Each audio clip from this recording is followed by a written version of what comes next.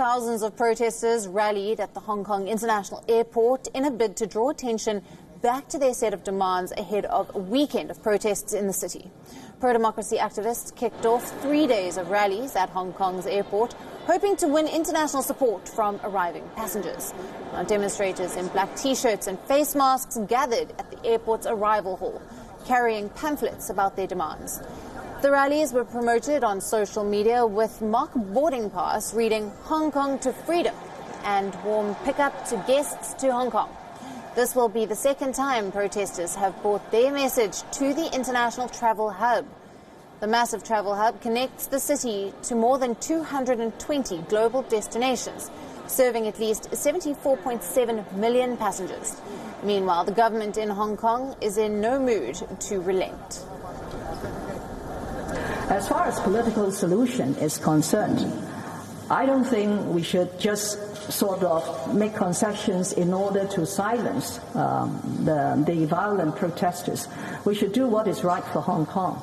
And at this moment, what is right for Hong Kong, as we have heard all our 33 business representatives told us, is to stop the violence and to say no to the chaotic situation that Hong Kong has experienced in the last few weeks, so that we can move on. And when we move on, we will hope that we could tackle the more fundamental and deep-seated problems that may have surfaced as a result of this particular situation. The protests were to bring focus back to the main demands of the protesters. The demands were originally released in July, a day after a small group of protesters stormed the Hong Kong legislature.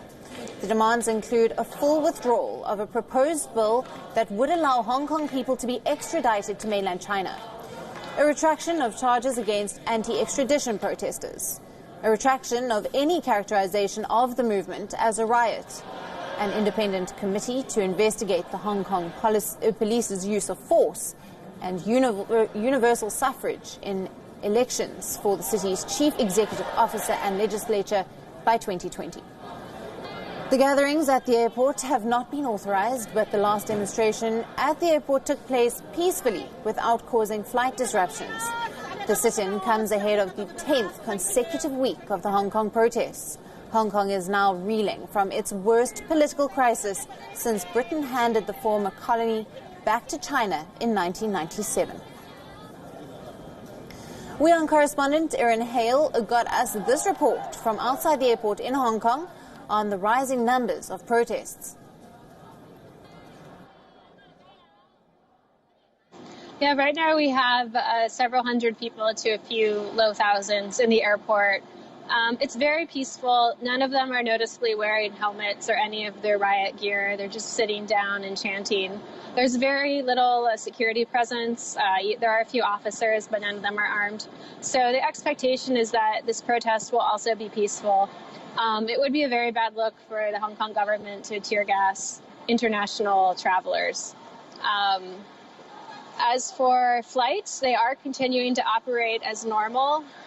Today, none of the Cathay Pacific staff or air traffic controllers or ground crew were on strike, like on Mondays. So things are continuing as normal. Carrie Lam will actually be addressing the media shortly, but the expectation is that she's going to once again deny the protesters really any of their demands, which include that she step down, and an additional one, which has now become full democracy in Hong Kong in the election of the chief executive. The thinking here is that Carrie Lam is really not the one in charge anymore. Most people believe that China's liaison office in Hong Kong, which represents Beijing, is now behind the scenes running the show. And China is a much different opponent for these protesters because they will not want to acquiesce to any of their demands because that would be perceived as a political weakness. China has actually been extremely vocal on this protest this week for the first time ever. I think the top Chinese officials said this is the worst conflict to hit Hong Kong since handover.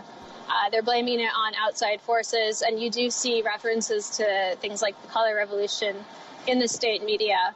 It's not uncommon for U.S. officials to meet with protest leaders like Joshua Wong. He's made trips to the U.S., I believe, in the past and has met with particularly Republican congressmen and senators who are the ones who are really backing the Hong Kong protest movement. There's a fringe element of the protesters who are trying to get the U.S. government to pass the Hong Kong Human Rights and Democracy Act, which would allow the U.S. to sanction government officials who were found to be, detrimental to Hong Kong human rights. Schools.